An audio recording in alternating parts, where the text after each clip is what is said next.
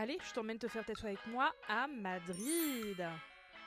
Ah, c'était super, hein, parce que rien s'est passé comme prévu quasiment. La grosse bouffonne que je suis a décidé d'y aller en voiture depuis Toulouse, ce qui est très intelligent, donc moi j'étais super contente. Passé 300 bornes, ma clim a décidé que j'allais me faire foutre alors qu'il faisait à peu près 1000 degrés. Et là, le coup de grâce. Alors je sais peut-être pas changer un peu, mais heureusement j'avais une roue de secours et pas une putain de galette, sa mère. Mon Airbnb avec clim, en fait, il y en avait pas non plus, mais il y avait une belle déco. Heureusement, le tatoueur que je suis allée voir était une crème, il était super sympa, il m'a fait un super cover, c'était pas évident avec ce papillon dégueulasse que j'avais passé au laser. Donc moi, comme d'hab, je prends des rendez-vous à 800 bornes de chez moi et je ne sais pas du tout ce que je vais me faire tatouer sur le moment où j'arrive, je n'ai aucune idée de ce que je vais avoir et j'adore ça. Regardez-moi ce cover de fou. Oh, il a grave géré, on voit absolument plus ce qu'il y avait en dessous, c'est génial. En même temps, je me fais tatouer que par des tueurs.